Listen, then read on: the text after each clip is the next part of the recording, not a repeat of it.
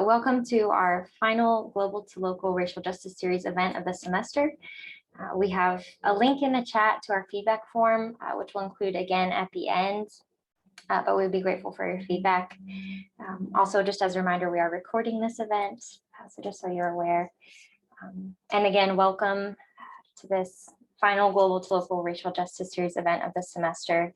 Before we begin, we wanted to thank Dean Smith of the School of Social Work and the Office of Inclusive Excellence for their support, as well as all of our speakers in this time of racial reckoning.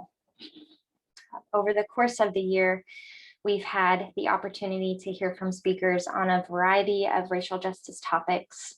Today, for our final discussion, we are taking a step back to think more broadly about why conversations about race can feel so difficult.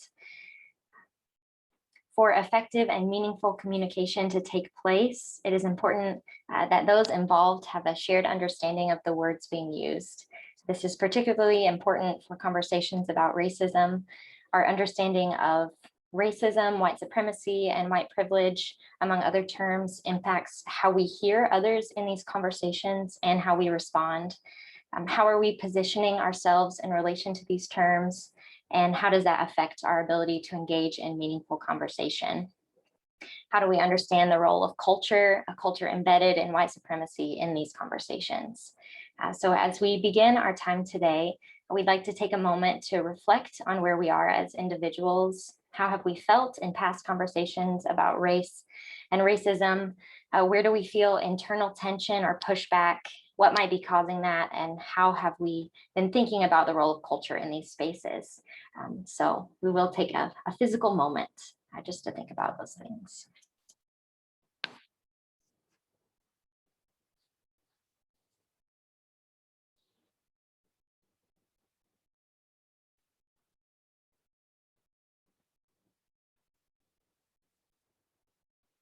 Okay.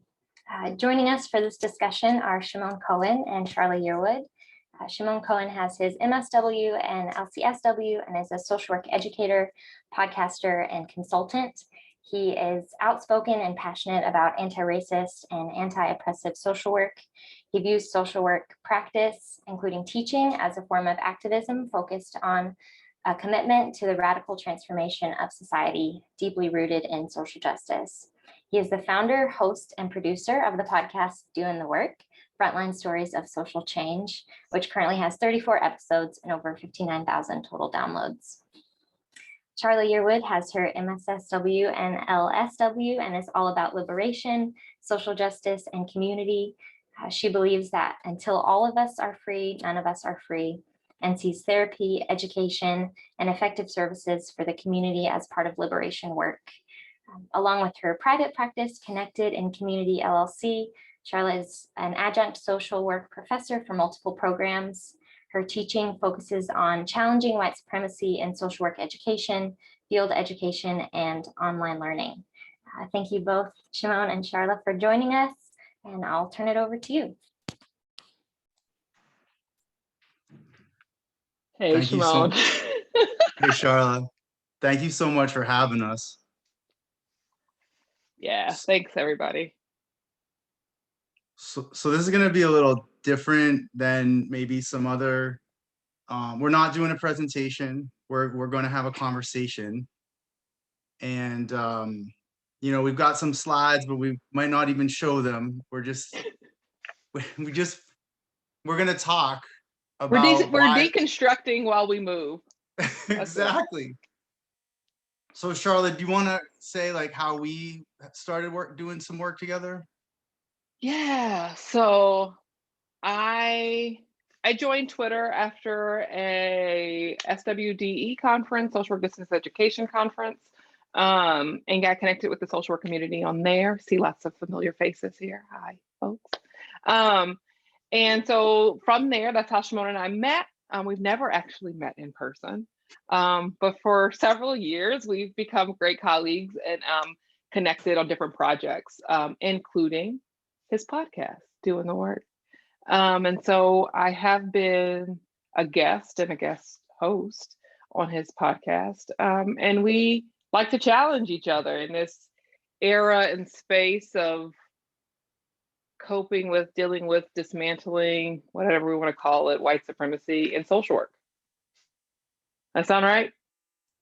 Absolutely. And I just want to say that the 2 episodes that Charlotte was on are still the most downloaded and listened to and accessed episodes of all my podcast episodes. You guys should and check them out. Yeah, those were about Support his podcast. white supremacy in social work, and then Black social workers speak out about social work education. That one's great Those because it's 2. got student voices. It's me talking with students about their experience at various programs about white supremacy and social work. So, the title of the talk is why it's hard to talk about racism, right? So here we are going to talk about racism.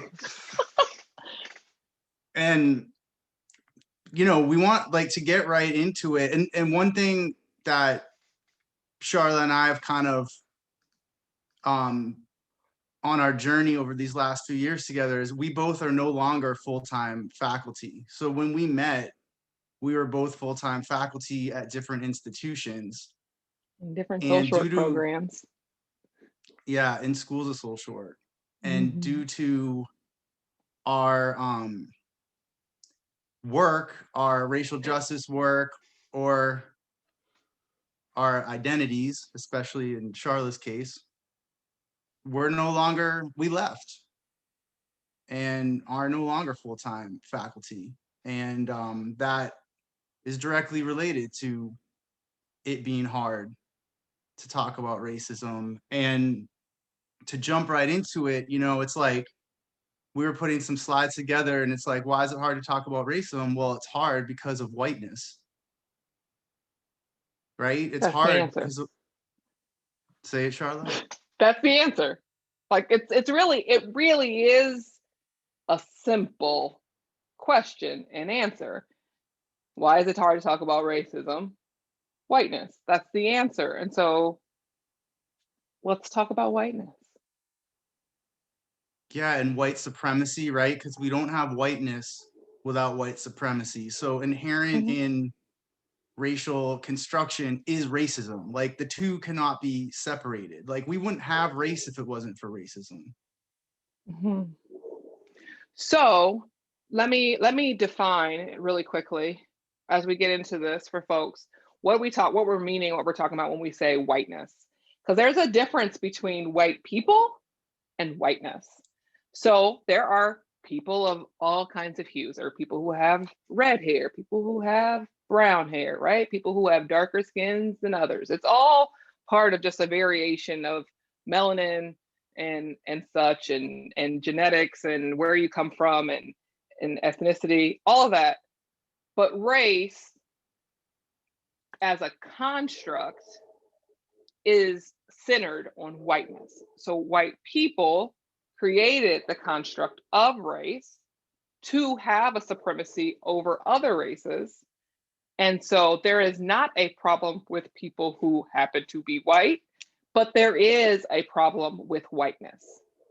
And the culture and the teachings and the structures and the systems that whiteness creates and has created. And so we are all dealing and living under the umbrella structure of whiteness. And what makes talking about racism hard is because we're not deconstructing whiteness. And anytime the conversation goes to talking about deconstructing the culture, the beliefs, the structures surrounding whiteness, then we can talk about like giving out free stuff to the poor Black people. We can talk about how we can increase enrollments. How can we help them apply to our jobs? Those things are comfortable. But as soon as we get to the part where we're going to talk about what is whiteness, challenging whiteness, deconstructing whiteness, now we have to pause. Now we have to, it's a different conversation. And so we're just going to call it what it is. It's whiteness. Yeah, and in that original construction and continue to present day, right? Capitalism, economic exploitation is at the core, right? Because it was the justification for slavery and splitting indentured servants and enslaved Africans, right? So European indentured servants and enslaved Africans, and so we can't also talk about whiteness, white supremacy, racism without talking about capitalism and power. We can't do that without talking about abolition and policing, or without talking about, yeah. I mean, all of the isms all fall into the same structure. Charlotte, how would you have, like, you know, when we talk about those power dynamics, right? Like, how would you have, I was thinking about this morning, you know, like, I don't know if I don't think I would have felt comfortable or giving this talk when I was still full-time faculty, because I would have been so worried about what would have happened to me. Absolutely. Absolutely. We're able to do this have this conversation and speak in the ways that we are because we have found our own version of liberation, and that's outside of the academy, which should be a conversation in and of itself that social work should be having. But that's a digression. That's way further than where I think we are as a full profession. Why am I freer to be able to what is the price that we pay to be held to do the work underneath the umbrella of the academy? What is the price we're paying to our communities and the work that we say that we're doing, and what are we really married to? Ask me why I'm not in a PhD program.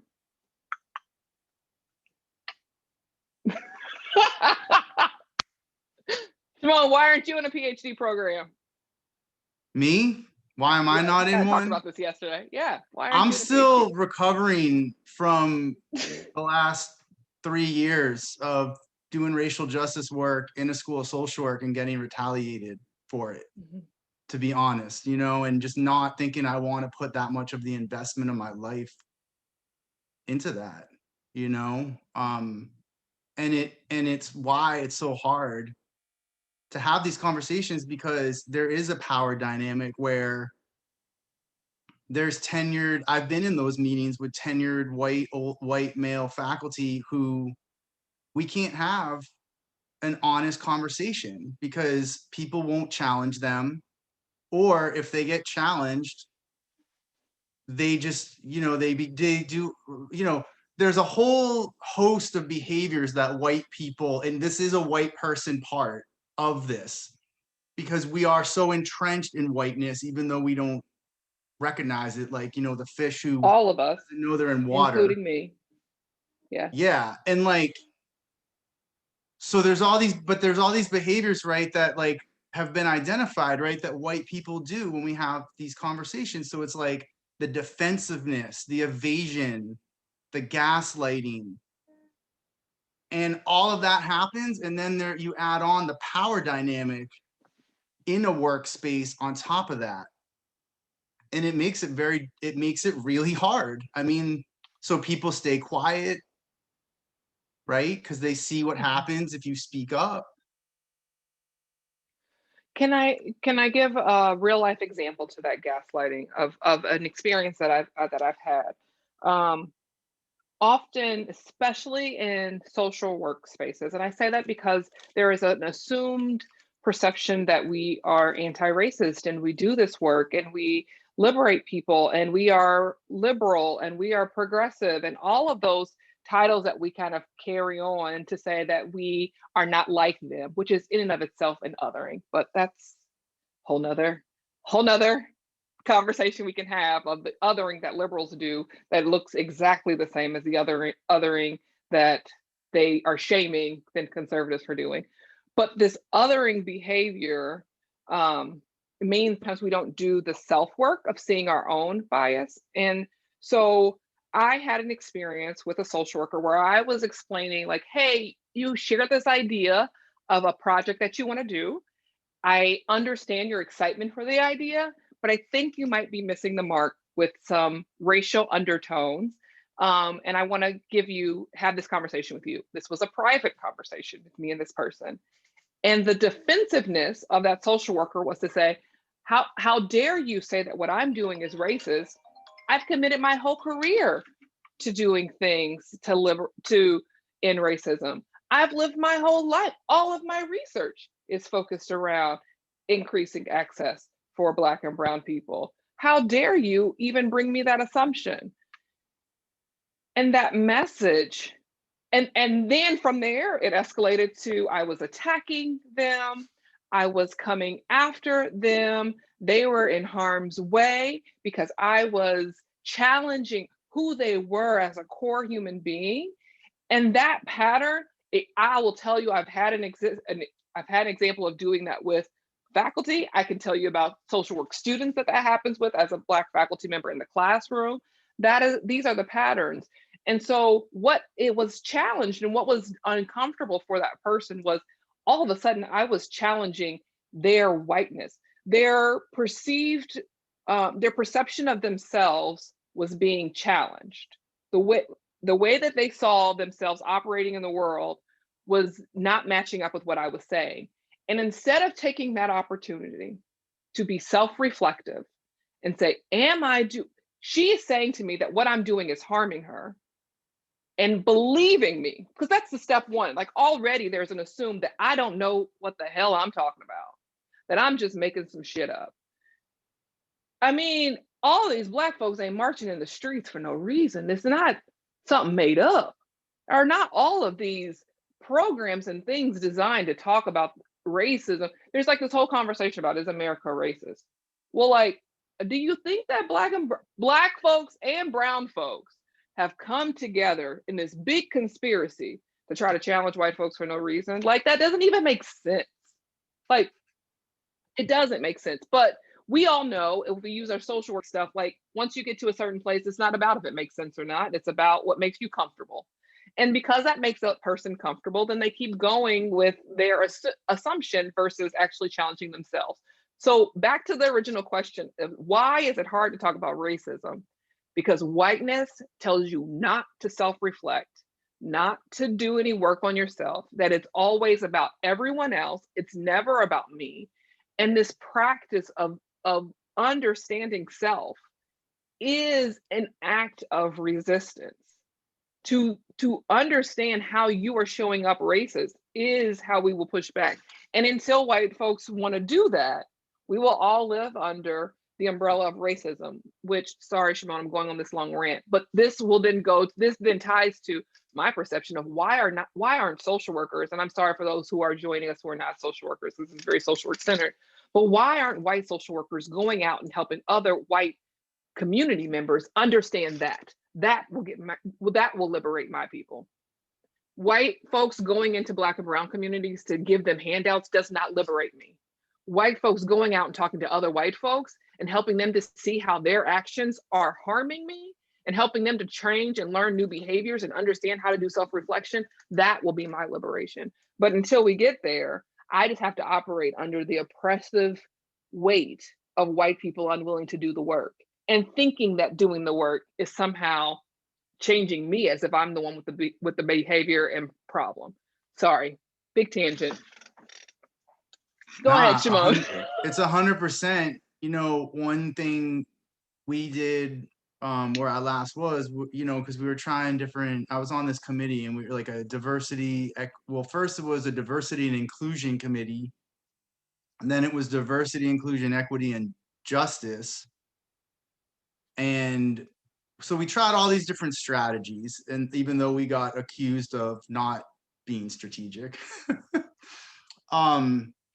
and one thing we did was like these article discussions. And I think at one point, Charlotte, I was sharing with you like the articles we were using. And, you know, and so the idea was to like read these articles and talk about them and talk about how this can change like what we do as educators. You know, that was like what we were supposed to be doing.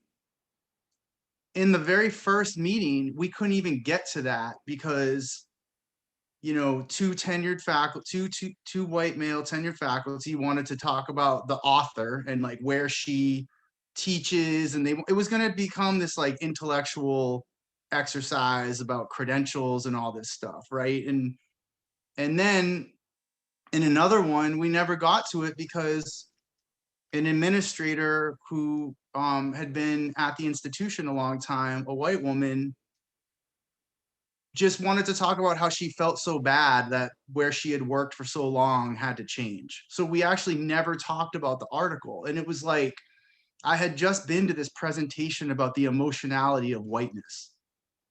And it was like watching it just play out in real time, you know, and it happens over and over.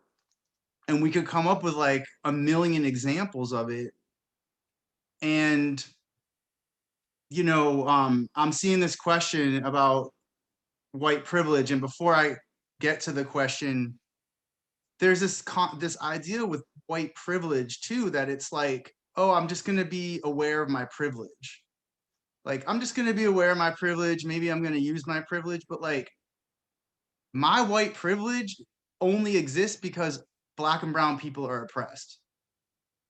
So like, we actually do have to there is going to be like some stuff that white people have to be willing to give up. Now, what we get, all of us as a people, is so much more. But are we willing, for those of us who are white, what are we willing to do? You know, and it could be years of participating in these oppressive systems and thinking it's the way it has to be. You know, I always, and it would be one time we brought in like Dean Alan Detlef to speak with our faculty, right? He offered his time so graciously to do that. And then to talk about how University of Houston, all the work that they had done on these issues. And it was like our faculty after were saying things like, oh, but he's the dean, so he doesn't understand what it's like here. He doesn't understand. They just dismissed everything he said. There was nothing that was like, what could we do based on that? And I always was like, why aren't we all collectively saying this is not okay anymore. It's not okay that there's no tenured Black faculty, right? It's not okay, these issues in the curriculum, like where's the collective action? Here's one thing that I think speaks to that, Shimon. And for me, I don't know that everyone has come to full knowledge. I'm sorry, guys. My headphones died. I'll get that fixed in just a second. I don't know why. I'll answer those questions that are in the chat too. I don't know why or what we need to do for everyone to get to a place of understanding and appreciation for the fact that there are people dying in this process. We to say that what I'm doing is harming people, and I'll speak to the social work community again, but to say that social workers, that we can see Micaiah die, calling the police for help. She's in foster care. She's dealt with all of this trauma, largely related to our work. For us to see that there are lives being lost and to respond with, let's have a meeting about how we can create committees that will have a meeting that will then figure out how we can maybe add some readings or how we can eventually start doing a hiring practice that doesn't, like, people are dying. And I think it speaks to the dehumanization of Black folks. Because if you know that people are actively dying based on what you're doing and how you're living, to just not change because you don't care speaks to a larger lack of ability to empathize, lack of ability to connect with other people. And I don't understand why white folks are not like appalled and wanting to fix and heal and change that, because people are dying because you continue to be complacent in what is existing. Is that not of urgency for you? Is your response to that to still question me? And I mean this with no harm. I mean this being totally honest, to question me about the legitimacy of white privilege? Is that where your mind goes? Or do you not understand that people's lives are on the line until you get it? Are you still going to try to challenge me about what you're supposed to get? Like, it's not about what do you do next. Like, urgency. There's none of that from white folks. There's none of that from social work. So, to answer the questions that were in the chat, am I concerned about that white privilege doesn't resonate for poor white people? No, because I personally don't care or give a damn about people who don't see me as human. I truly don't. I want them to get it. I cannot personally, as a Black woman, lower my self worth enough to grovel at their knees for them to see my humanity. It's not worth it. I don't give a damn. That's why I don't work in academia anymore. I do not care. Why am I not getting a PhD? It is I admire those who get PhDs. I especially admire Black folks and brown folks who get them because it is an act of mastering whiteness. And I don't have the energy or give a damn to bow at the feet of academia, white supremacy, the ivory tower to get their credentials. For why? I don't care. So, in understanding all of that, I don't care if you get it. But white folks you can care that your mom, that your dad, that your uncle is living in a way that's detrimenting themselves. And like, I don't think most white folks even get that because y'all ain't even got to that place of like understanding your own whiteness to see how whiteness is eating yourself. Like, why does your family group, why do white people live more isolated than Black and brown folks and not have the extended community? Well, that's because of your whiteness, but y'all not ready to deal with that. So like, you can't even get to your own healing. I want white folks to want to heal. I don't want y'all to fucking, I don't want y'all to liberate me. I don't need it. You can't give me anything. You don't owe me nothing. I don't want your nothing. I want you to fix yourself. Because until you fix yourself, I gotta live under the tyranny rule of your disillusions, of your ideas of grandeur. And until you fix that, I'm stuck. Why are you not concerned? You know, and that point that you're making, so I'm kind of two things, right? Is like, it's the same thing again, where it's about whiteness. Like, we're having this conversation and then it's like, well, how do we talk to poor white people? It's always about, it always comes back to white people. And I get it. Like, there's a lot of white people in the United States, if we're speaking about the United States or globally. And But the it's not that it's not more white people than it's Black and brown folks.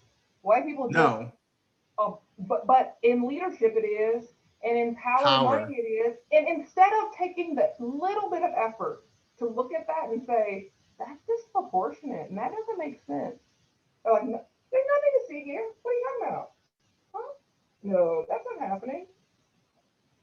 And these are the, this is the same, this is what Malcolm X said to white people, right? Go work, you want to help, go work with white people. This is what NABSW said in 1968.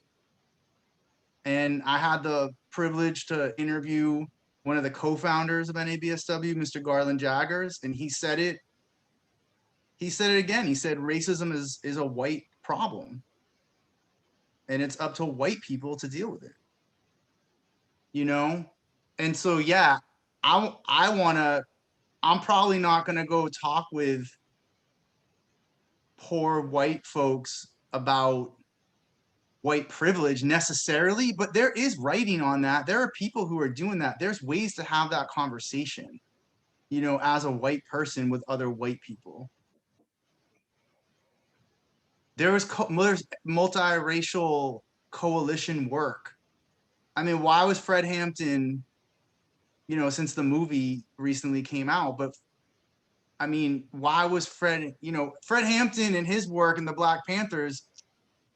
When I was younger, before I was a social worker, I did work with some former Panthers, and like, that's where I got a lot of my education, not in social work school. If anything, social work school taught me how to fit into an oppressive system, and I've had to be deconstructing and unlearning that for a number of years now. But why was he such a threat? Because he worked with white, he brought people together, the Young Lords, that like Patriots group or whatever, I don't, whatever they were called, rural white folks that were organizing, and he was able to speak in a way that really united people. That's the threat. Let me, yes. And I want to also talk about, some things that I'd like to talk about. I love Brene Brown's work, and kind of learning from her work, and then like doing my own work. I think there's a place like to think of vulnerability as radical, as a radical act. I think I want to put a pin on that. And also I want to talk a little bit about what radical love looks like. Some of us might have spiritual kind of definitions of radical love, and I'm happy. If you were my therapist, my client, I would say I'd be happy to explore those with you because I think that there's some great roots there. But this idea of radical love, and I think that when I say or people say I don't care if you're comfortable for white privilege, what some white folks hear is like, you don't care about me or I don't matter. And I want to name that actually the radical love that Black folks offer to white people all the time. I think there was a woman who had a video last year during the protest, and she said, at the end of it, she said, and to be grateful that what Black people want is equality and not revenge. And I don't know that all white folks have come to understand the radical love that is given to them, bestowed to them by Black or brown folks. We are not looking, you look out your window, you're not seeing anarchy in the streets with people coming to burn your home down because you accessed it on riches and labor that my family toiled unpaid. No one is coming to do that to you.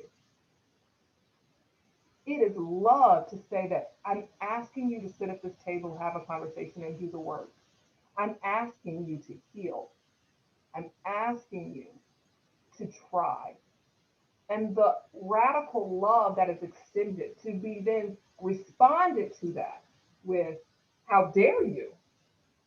I want you guys to, those of you who have clinical backgrounds, especially, to understand the psychological abuse that is.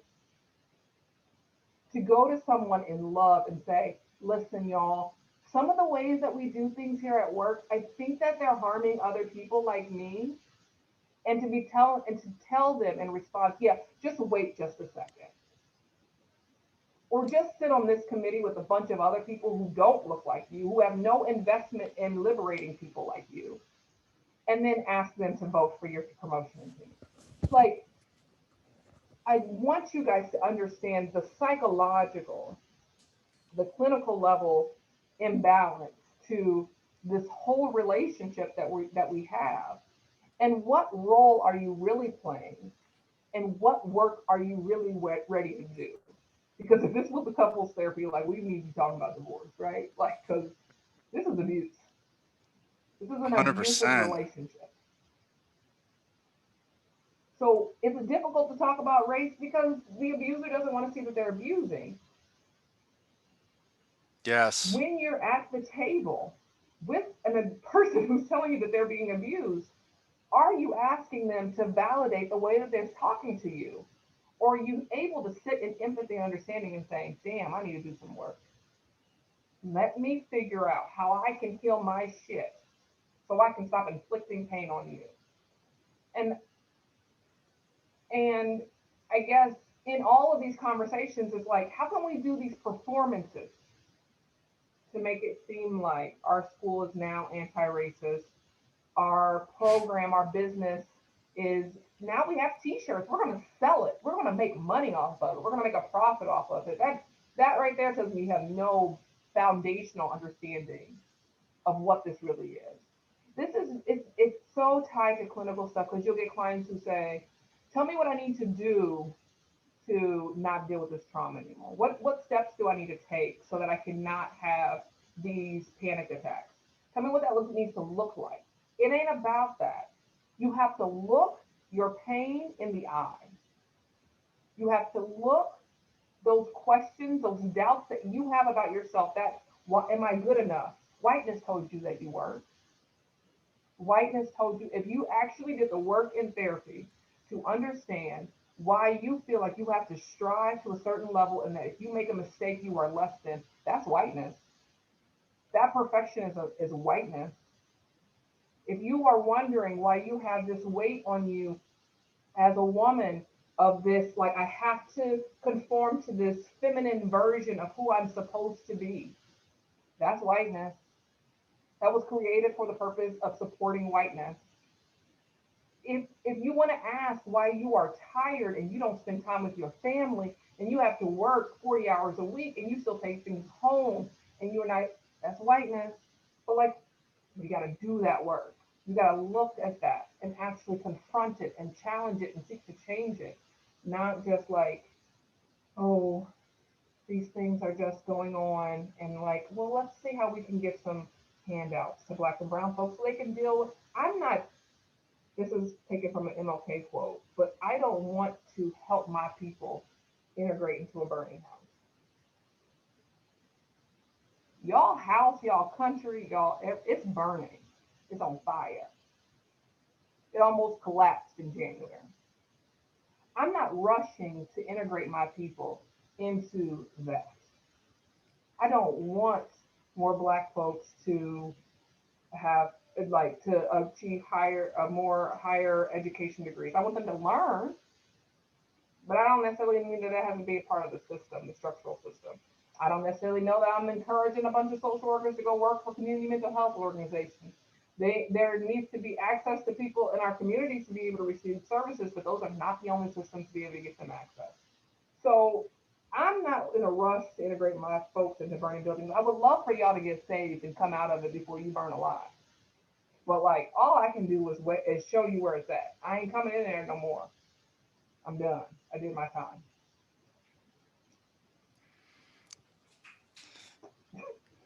That's no, it's great. It's all true. 100%, and it needs to be said. You know, I'm looking at this question from Kristen Ferguson in the chat, you know, about adding racial justice and equity language to tenure promotional guidelines and the battles that are happening there. And it's like, yeah, because, and it's just like what Charlotte was saying.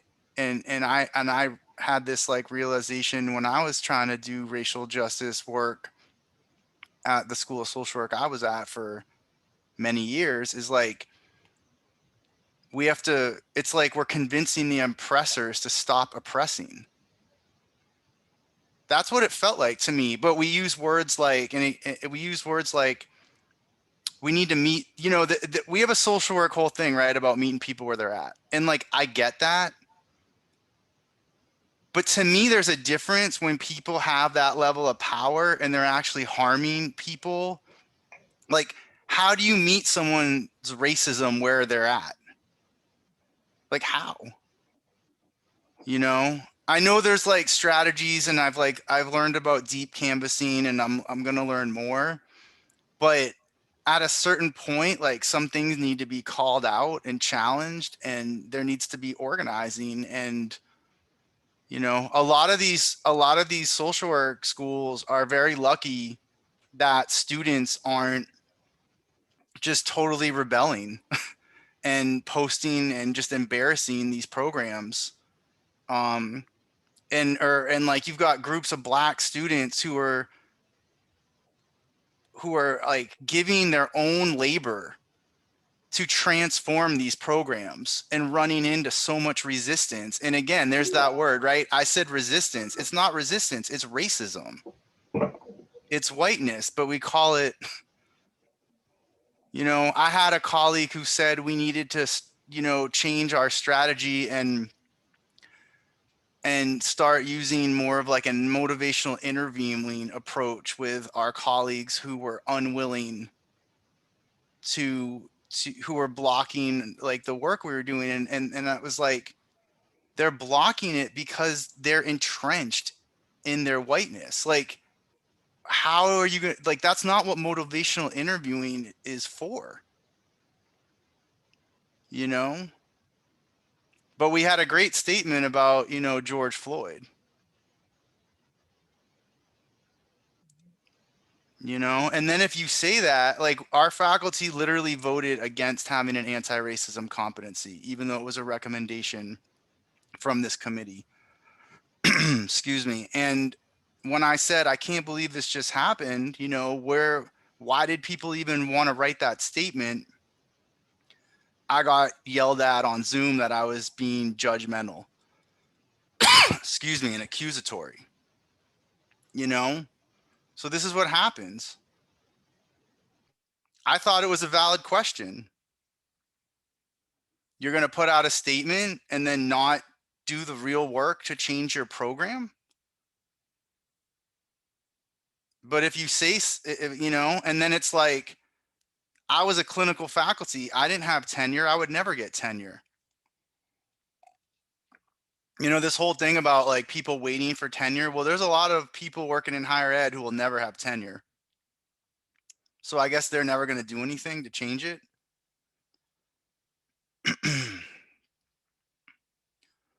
So I don't know, Kristen, I don't have an answer for you. I wish I did, you know, I wish there was, you know, these institutions were made for white people to perpetuate white supremacy, and they, you know, that's the history of these institutions. So why should they change? If that's what they're there for, it's like the police. Like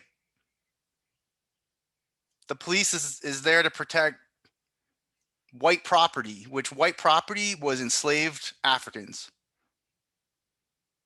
That's what police started from. But we're gonna and they kill black people just indiscriminately, but we're gonna reform them, you know? I hope these institutions can be reformed like higher ed. Like I love education, I love learning, but I am not that hopeful. I will say I'm not that hopeful, you know? I'm trying my audio a different way to hope that it's a little bit clearer. It is. Okay, cool. So I'm here twice, but so I can clarify my audio a little bit. Sorry about my headphones. So I was seeing some things in the chat box about the struggle to have this conversation with white folks, and I'm going to attempt to speak to it, but I also am doing it with full acknowledgement that I ain't white. I have to talk to white folks from a white perspective. So, you know, these are areas that could be researched and studied, and you guys could talk about like how white folks could help white folks learn, and you know, those could be areas of exploration. But what I can tell you from my experience working with people in general is that what we know from the research is that shame and belittling people doesn't help them to grow.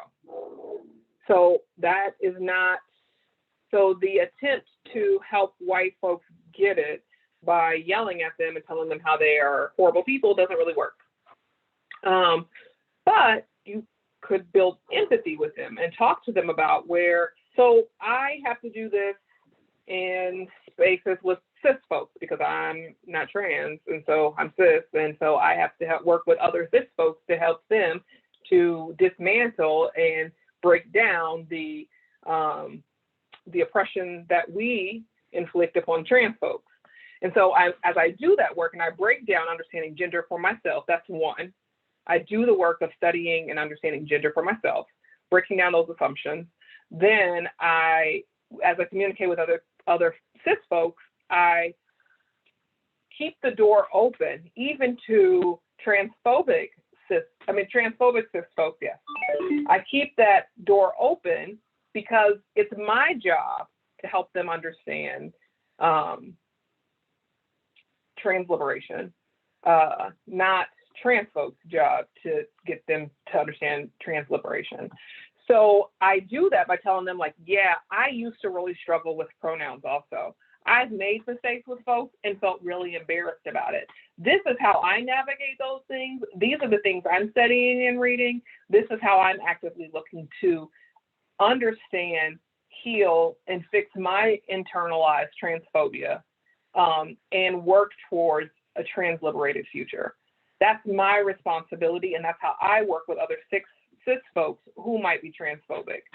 I would assume the same things would be helpful and useful for white folks to do with other white folks. That's why when white folks are yelling at other white folks about how they are horrible conservatives, like if you look, a lot of Black folks are just looking like, yay, did you think that was helpful? It doesn't really hold value. It doesn't really do anything to help with liberation for social work programs to be Trump haters. That's not really the goal here.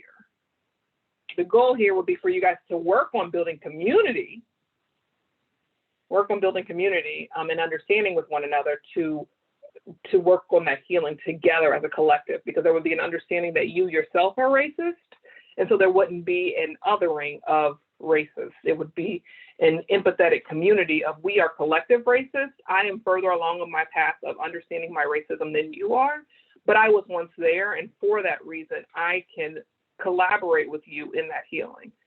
But, you know, that's like peer support and all those things. So we could pull all those references for everything else. That's why I always say, like, social work got the bones. The bones are there. It's not new research that needs to happen. It's not new understanding. The bones are there. It's just like actually using them to do the liberation work versus the performance gaslighting. Yeah, I think, you know, I think deep canvassing, like the deep canvassing approach, is something, you know, and I actually have an episode about that, like white people talking with other white people about racial justice with Kristen Brock Petrocious, who's at UCLA. I think, you know, in an institutional setting, I think it is, you know, it becomes additionally challenging because of the power dynamics in that environment, and that there needs to be really strong leadership who is going to support those change efforts, because it puts people in a very vulnerable position, you know, and you know, especially if there's like some relational issues already existing in a place. Like if a place has like toxicity already existing, that doing this work is like next to impossible. You know, it's already hard enough as it is. And I say that from my own experience, you know, and maybe I'm jaded, but I will say that this semester, this semester I taught more white students where I'm teaching now than I have ever had as students in my life before. And I see them really, at least on paper, you know, and in our meetings, really trying to work through some of this stuff, you know, what that's going to look like. What I wonder is what will that look like in practice? You know, what will that look like when the jobs, that this is where it also gets complicated too, right? Because the jobs in certain areas are inherently oppressive, right? So you're entering a system that's oppressive, and are you gonna change the system, or is the system gonna change you? Mm-hmm. Mm-hmm. I agree. I wanted to, so there were a couple of thoughts I had when you were talking, Shimon. I'm gonna hope I remember my point. I think like in academia, and someone asked, people were asking about like, how do we measure this? How do we know what?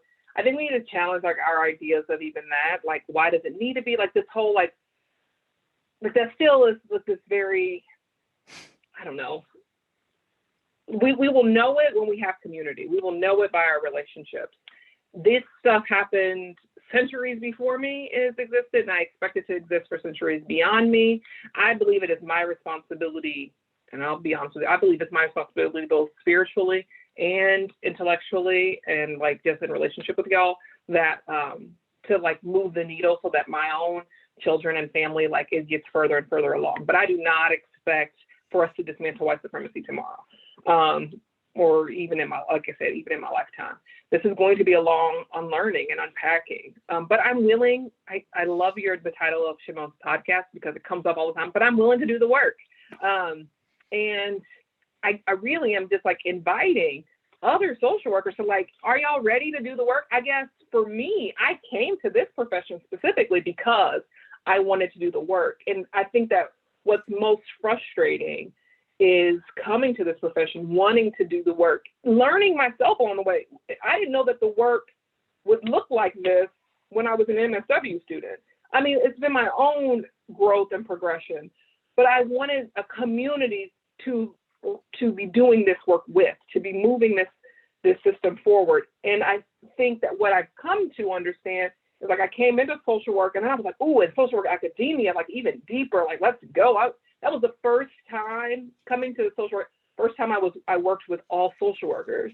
Before, I had been in interdisciplinary spaces. So I'm like, okay, now we're all together. Like, that means we're going to be chugging.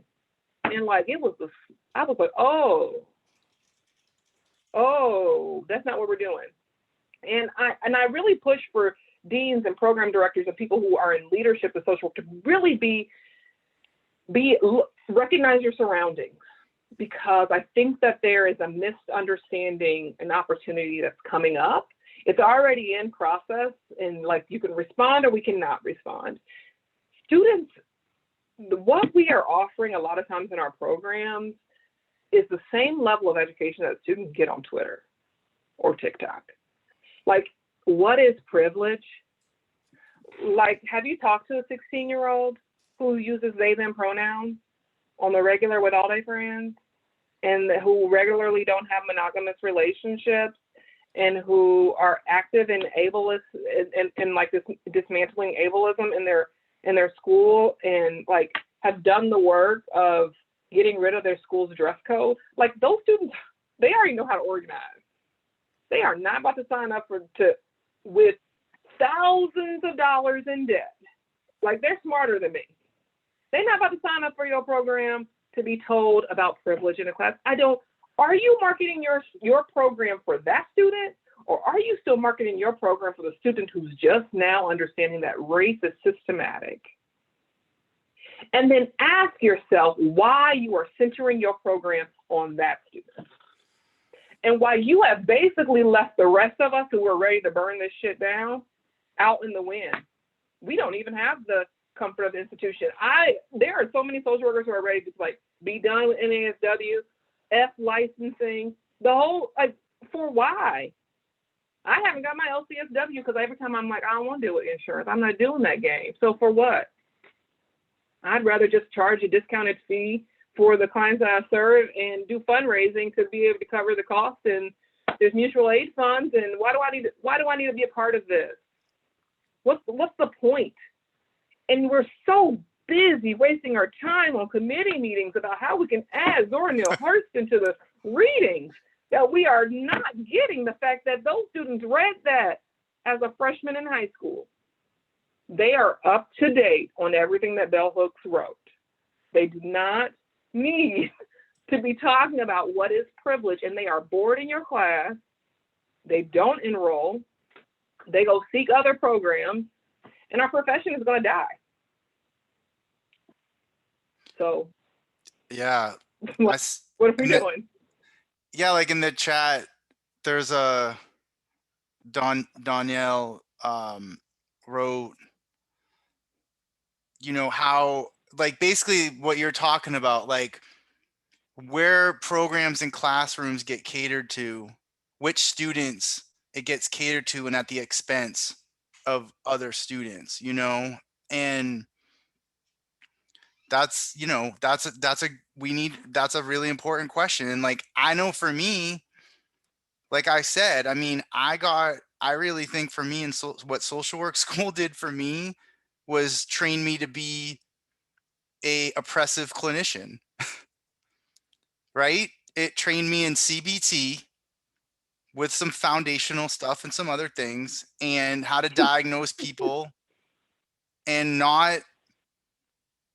it did not connect to the activism and the organizing work I had done, which is actually what led me to social work. Because at a certain point for me, it was like, I need to think about like a job and a career. Like, I need a career, and you can actually have a career but still do liberating work, you know, like, otherwise it's time for revolution, you know. And I had seen what happened to those folks and really didn't want to be locked up. So, you know, I went into social work. But it like professionalized me. Hmm.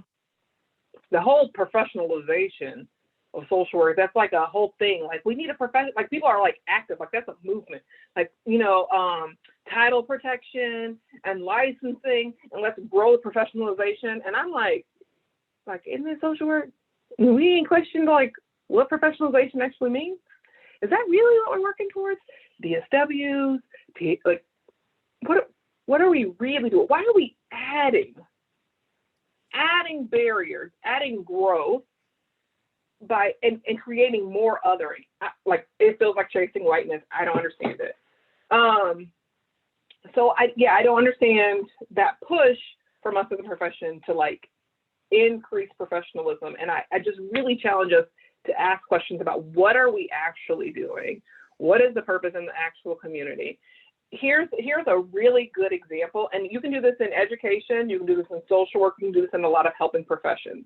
We'll get a group of undergraduate students, especially, and ask them why they want to be a teacher, or why they want to be a social worker, or why they want to be a nurse. And a lot of times they're going to tell you about, you're going to hear a whole bunch of white folks tell you about how they want to help those people.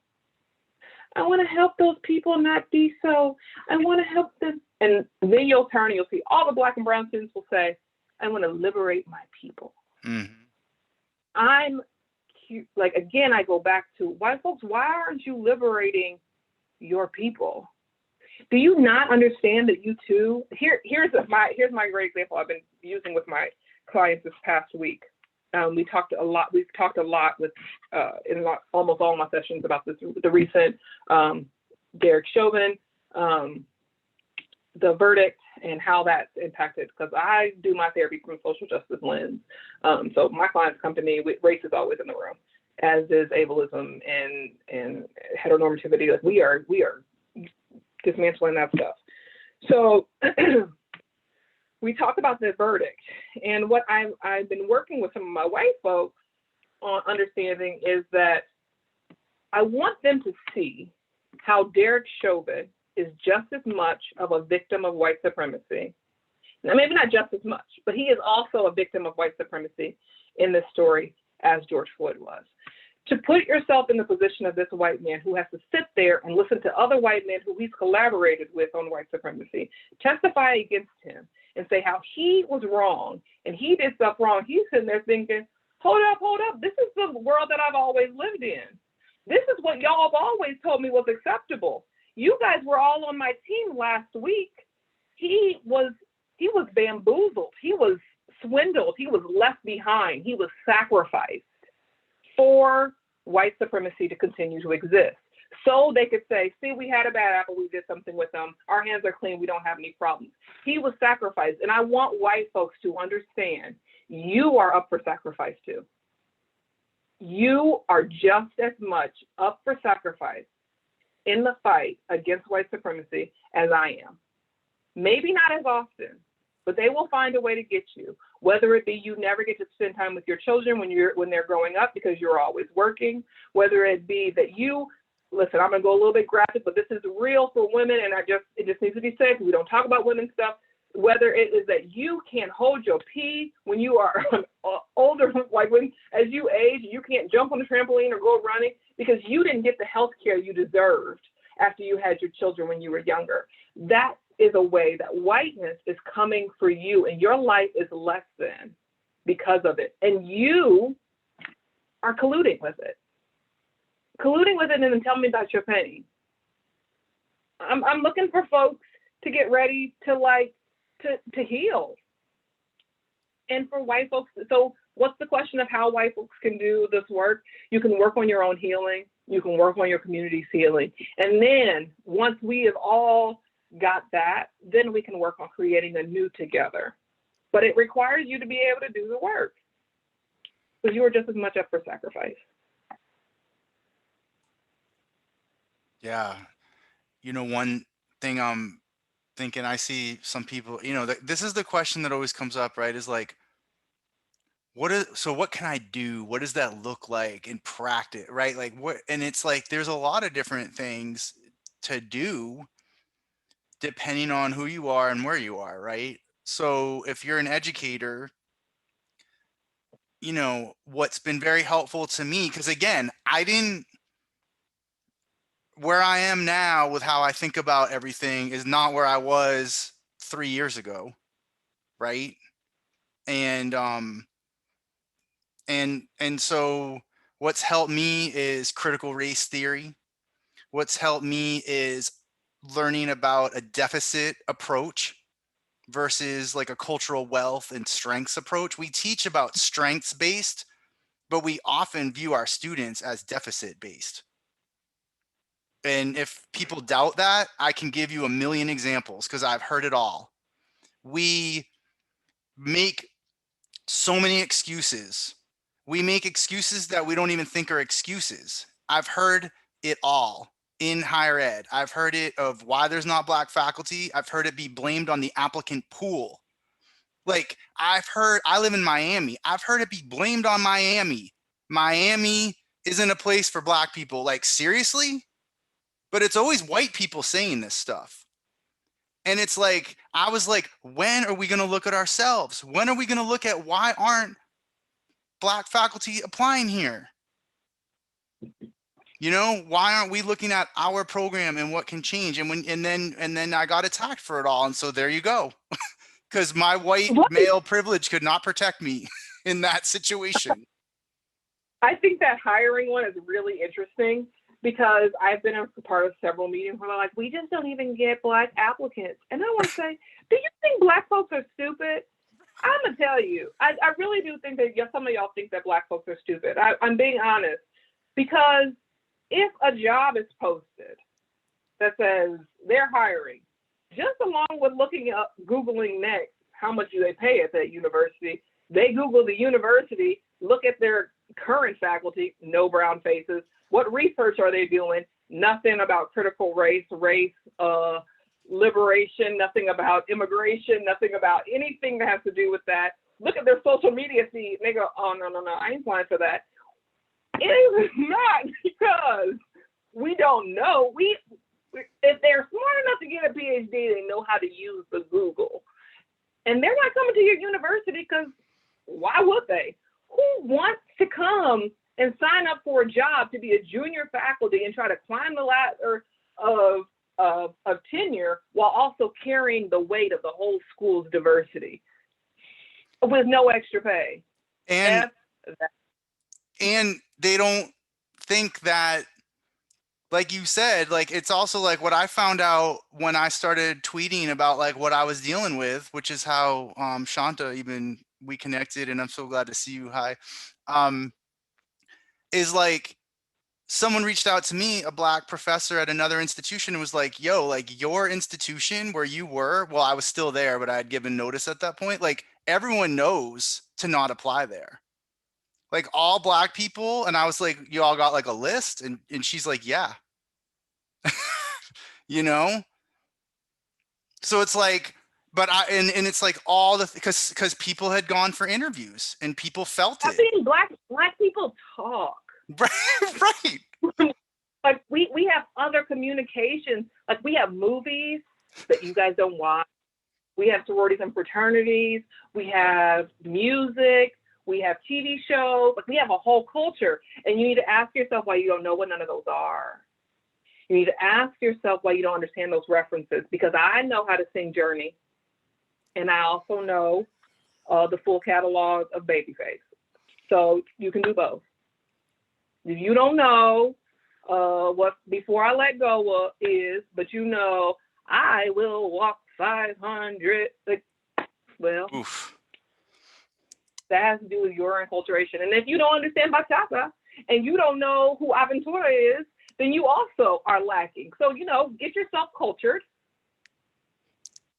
That's why I can't be in school social work either, because I couldn't do any more of trying to enculture Black kids by a bunch of white folks who didn't know anything about their culture. Who was lacking culture here?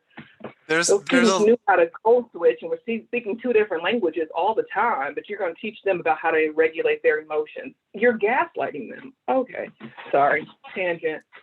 No, it's so good. There's a line from the movie The Color of Fear. I think his name is Victor, and he's a Black man, and he's talking to one of the white men that are there, and he's like, get ethnic. Like come on, man. Like you've lost If you who you order are. pad thai, you're really missing out on the full array of flavors that are available when you enjoy Asian cuisine.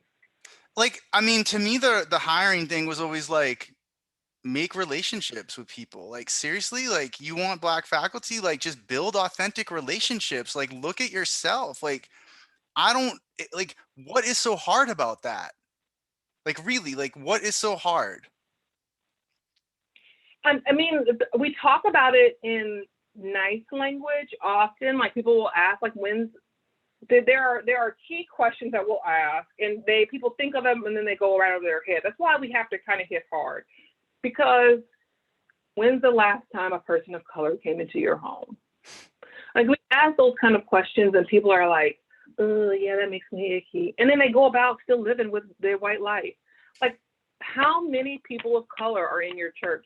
Well, that's not a fair question, because sometimes you got people of color there, but none of their culture is actually in the pulpit. It's just in the audience to make it look like there's a little pepper sprinkled in. So like, what are you actually doing? Like, when are you ready to get uncomfortable? When's the last time you've been in a place or space where you were the only one who looked like you? If you can't name those things, the problem is you. Black people, okay, listen, here's an experiment. Go on your Facebook, choose 5 random friends, and look at their wedding pictures. I like to do it. It's an activity I enjoy. White folks don't ever have nobody of color in their wedding pictures. And if they do, they all sit at the same table because they're co-workers. Now, then go find a person of color's wedding pictures and look at how diverse the pictures look. It ain't us, y'all. It ain't us. We don't have a culture problem. How many collaborations have you seen in music between hip hop and Latin artists? Like, this ain't a thing. We know how to create community. You know, we've covered, like, we've kind of gone all over the place. Which is, I love it.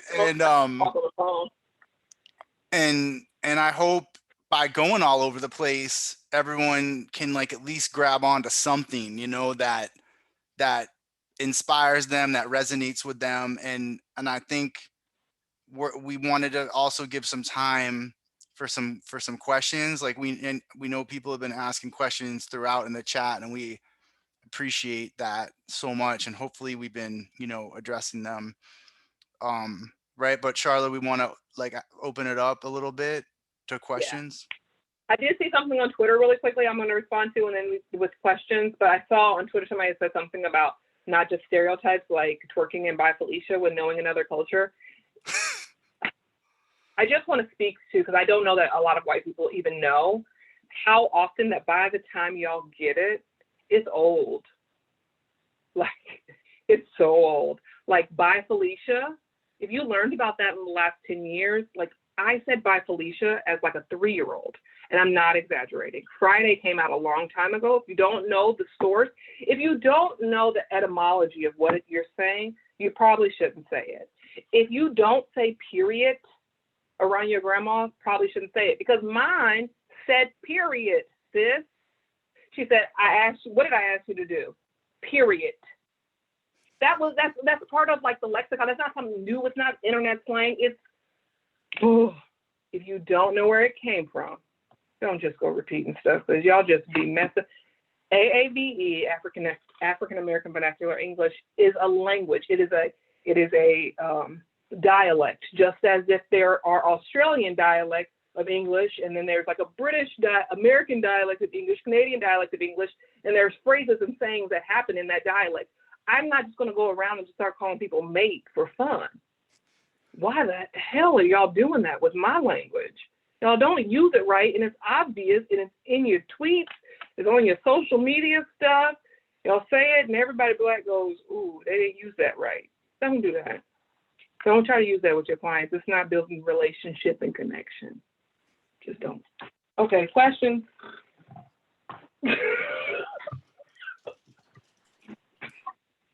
Thank you both so much for your vulnerability and honesty so far. I'm happy to start us off, and then if others want to jump in, I'm thankful for the questions that have already been coming on the chat, but you can also unmute yourself and feel free to ask that way. Charlotte, I know you talked about, and Shimon, you too, right? The entrenchment in whiteness and how that can bring up evasiveness and defensiveness and combativeness in conversations. And just wondering if you have thoughts and experiences on de-escalation, particularly in classroom settings with students. It's a mixed group, so figuring out how to navigate those spaces to have meaningful conversations that don't lead to that shaming and belittling that you talked about.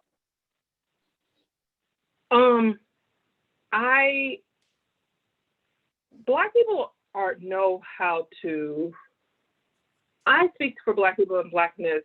Let me make sure I recognize the spectrum of anti-Blackness, but I'm Black and that's what I speak to.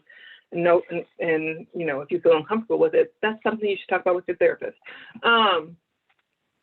So when Black people have been doing the work of understanding whiteness and white supremacy since birth. I have a 4-year-old and I have a 18-month-old. They recognize race and they know that race is in the room and they know how it works. Not because I teach it to them, because life teaches it to them. So I say that to say, when you're having a conversation in the classroom and you say to a student, you know, I can empathize with that because I've been at that place before too, student, where I've wondered about privilege because I thought I had struggled and made it. But what worked for me was this. Let's talk about X, Y, and Z. Those students don't sit there and say, see, that teacher collaborated with the student. They say that teacher is getting them to understand. Black students aren't dumb. Like they've been doing the work. They could teach you a master class in understanding race and how to have a conversation about race with white folks. Your average student, I don't care if they're failing your class, if they're a Black and brown student, they can tell you how to do that. To see you stumble through it is not, for most Black folks, I don't think that would be a, oh my God, look at them stumbling, looking ridiculous, messing up while they try to figure out how to do this anti-racist work. No, we're like, yeah, that was great. We encourage y'all all the time. Good job. It's like children. And so the idea of like, oh my God, I'm going to be embarrassed to mess up. That's your whiteness. That's your whiteness telling you that it has to be perfect. Stumble through it. Mess up. I have done land acknowledgements, which I have mixed feelings about because what does it do? But I've done land acknowledgements and stumbled through like saying the indigenous tribe's name correctly. I ain't never had an indigenous person in the meeting go, don't you ever even try unless you can say it properly. Like they acknowledge that I was trying to do the work and I'm trying to unpack my shit, and they walk alongside me. If I have questions, they're willing to ask those, and I compensate them for their time in doing that because they didn't have to. That's all you got to do. White folks make racism rocket science when it really is just love. Like, not to be some Martin Luther King crap, but like, if you really just saw other folks as human and cared about them, I don't care if you want to pull from like religion and love your neighbor or like so many concepts, all you could do is just care about people. It ain't rocket science. Yeah, everything Charla said, and I would also say, you know, when you're teaching, it starts right from the beginning with what you've got on, you know, your learning management system platform, what you've got on your syllabus, like how you are going to approach the class. Like I say from the beginning, like I started with the whole safe space thing. Then I learned that that was problematic because it's not safe for Black folks or people of color. Right. And so I learned my SW program when I was in class. Some students was like, oh, so like a double, we talk about intersectionality. So you could be a double negative, like Charlotte's both Black and a woman. Wow. Yeah, so then intersectionality, and we kept going in class. Ain't no safe space. Right. So I think I got that from you and Stavara on Yeah, we did do a Brave. presentation on SWDE. Yeah, on Brave Space. And then so then I was doing the Brave Space thing for a while, and then I realized that Stavara. yeah, that I was just wanna problematic. Dr. Stavara. She just became a doctor. Dr. Stavara Clark Josh. Dr. Clark. Yes. And I did then see you. and then I don't do the Brave Space thing anymore, and I just say, look, we are going to talk about racism, we are going to talk about anti-racism, we're going to talk about oppression, we're going to talk about anti-oppression, and it is going to be uncomfortable.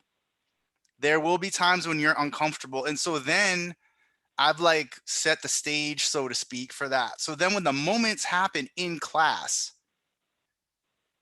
I go back to that and I say, okay, here we go. and I think we need to say it. Like I had a class the other day.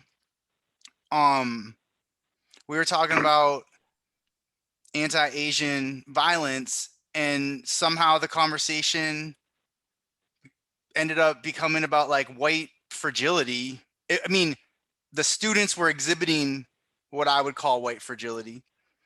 And I just said it. I'm like, we started this talking about anti-Asian violence and everything that's been happening to Asians and Asian Americans. And now we're talking about like, you're being uncomfortable about white privilege.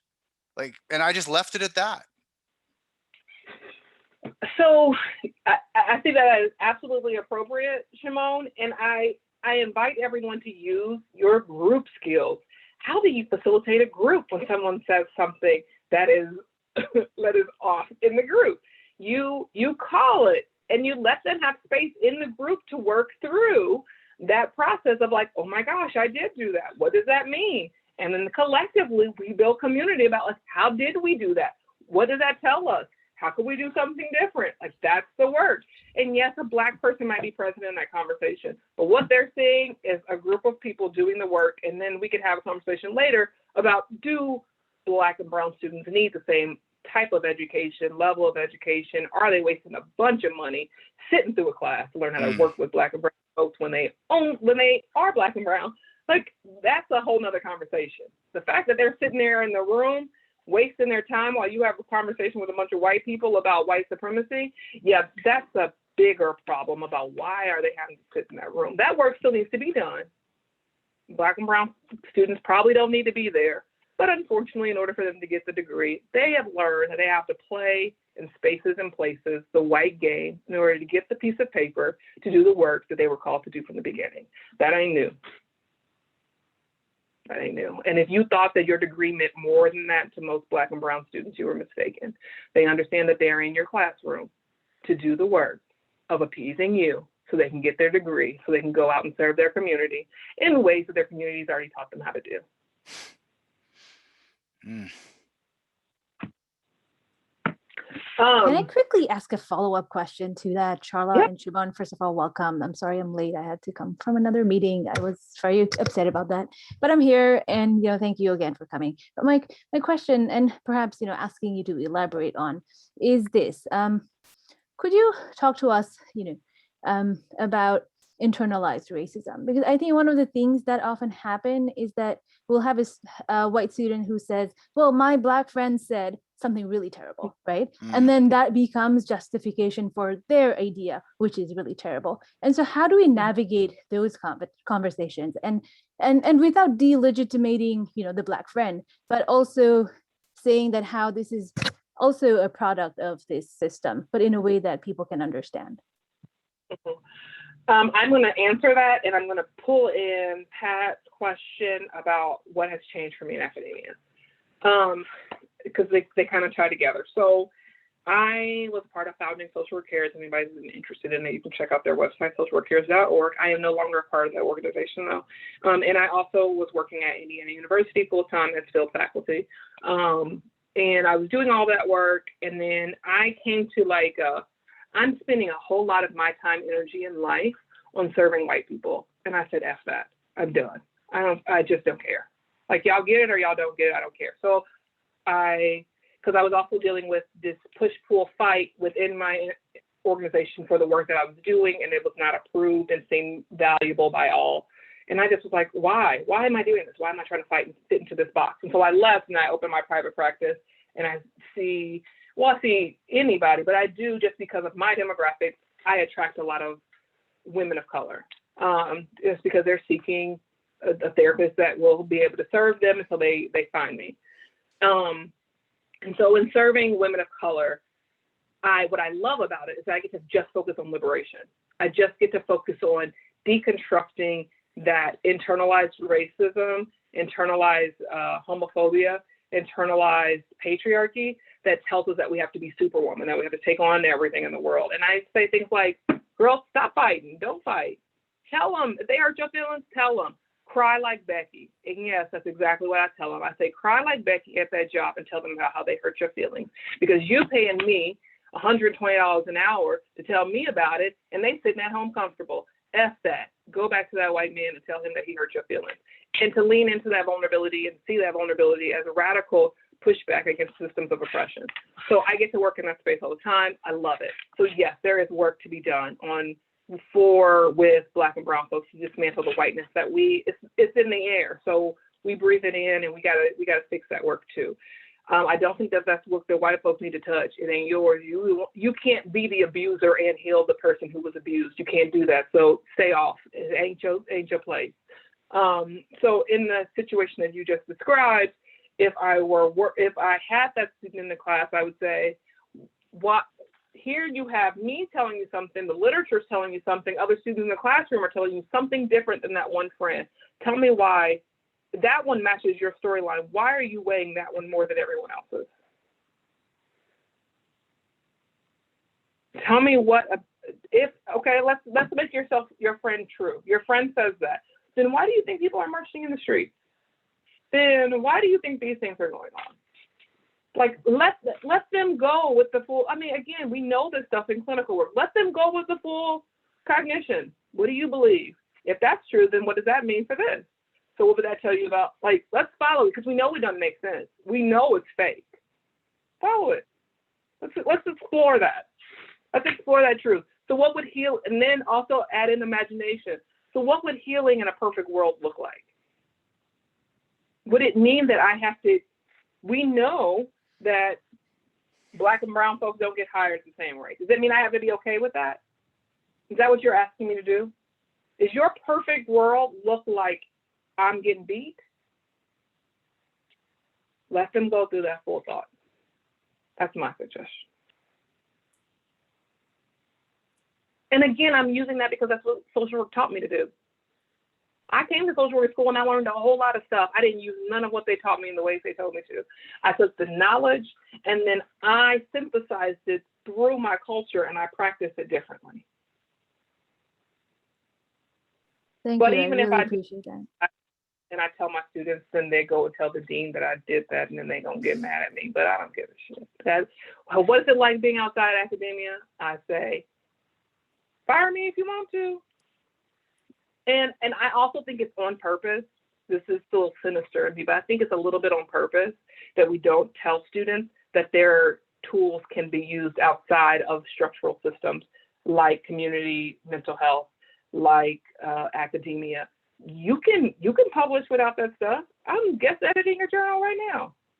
I don't have no PhD. If you want to publish research and get information out there, you can do that. If you want to go and work with communities, they can pay you on the side. You don't even have to have all those big systems of electronic medical records help, but you can get a locked file box and they can pay you via Venmo, and you can see people in your community, have healing conversations, and they can pay you for it. You can also go and give help and support to nonprofits, do evaluations for them, and they can send you a check. You don't gotta be a part of this stuff. And why doesn't school teach you that? There's some other questions we need to be asking. That's so great. We're getting close to the end of our time. We have about 5 minutes left. So if we have one more question, if anyone who's attending has a burning question for us to wrap up with, we'll move in that direction.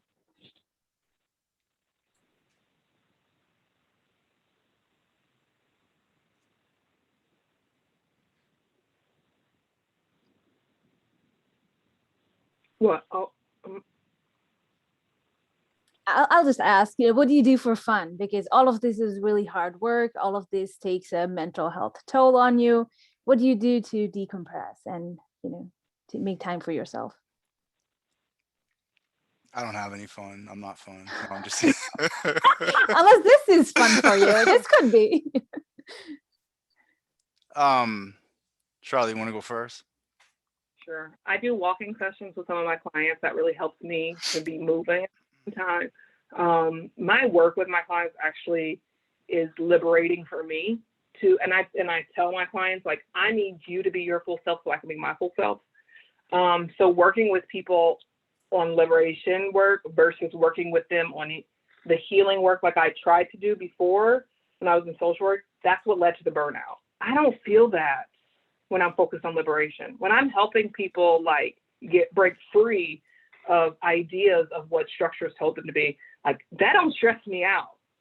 I don't know. That feels like a fun day at work. Like, oh my gosh, and she quit the job. Like, I come home and I'm like, don't worry, Ian. That's my husband's name. I'm like, don't worry. Just know that I'm really excited that a client quit her job. Like, that excites me. That invigorates me because I know that that job was like oppressing them. So, yay. I don't know. So I think that some of the burnout in social work is because we're doing burnout work. Liberate. Have fun. Joy is of the pushback. I mean, for me, like, I've spent a lot of time with my family, especially since we've almost all been in this house for over a year.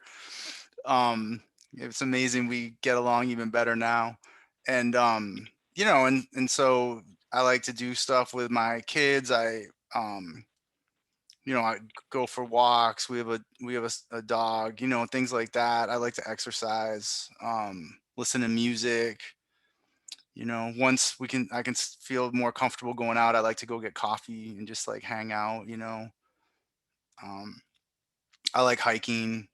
I like the outdoors. I grew up like doing really out connected to the outdoors. So now living in Miami, it's a little harder sometimes, although the weather can be pretty nice.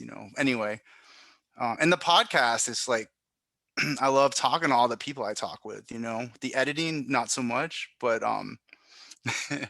but I learn so much from everyone I interview. So that's fun, and I've been creating these classes, these racial justice classes that I'm gonna start teaching this coming fall. So I'm really excited about that too. Okay, I know we have 2 minutes, but I'm gonna. Oh, I did that wrong. Fixed it. Sorry, guys. I know we have 1 minute now, but I want to answer the question, Maxine's question, really quickly about how I deal with the vulnerability of this. I see vulnerability as a radical act, and I do it in known defiance to the systems of oppression. I know, and I said to the organizers before this, I got to get myself ready for the response I'm going to get to speaking today. So I do things and I put things out there and I say things and I get pushback and I get hate. And I know that those are coming and I kind of prepare myself beforehand for that response to come. And I just say, like, either I can choose to feed that beast or I can choose the resistance. And so I choose the resistance and deal with whatever shit comes from it because I was going to get shit either way. So that's how I deal with it. It's hurt sometimes. Yeah, Dr. Davis, so glad you're here. And I've seen, we've been in touch, and your story is so intense that there's no way to do it justice right now with the time we have left. But I mean, I also understand family saying that, like, to like take it down. Like, I understand that. Like, I have that too, right? Like, when I started writing about what was going on with me, it was like my wife was like, "What are you doing? Like, you can't put that out there." So I think those are some conversations that need to happen too, and just I just say why I'm doing it. Like, I got to get it out. It could help someone else. So I'm gonna, but there's certain things I'm not putting out there either. Like, there's some things I'm not gonna put out there. Or I'm trying to figure out how to best put it out there. I don't want to get sued either. So But we've had to talk to legal and we've had to talk to our partners about our activism work and the response from that. Because even in social work, things can get dangerous. We'll talk about that one day. Dangers of this work, that's a totally different talk. I Mhm. look forward to that. Yeah, thank you It both. ain't safe. Thank you both so much, Shimon and Charla, again for joining us and just for your insight and vulnerability with us. We really appreciate that. And thanks to everyone else for joining us for our final event in this series. And we hope to see you again when we pick back up next year.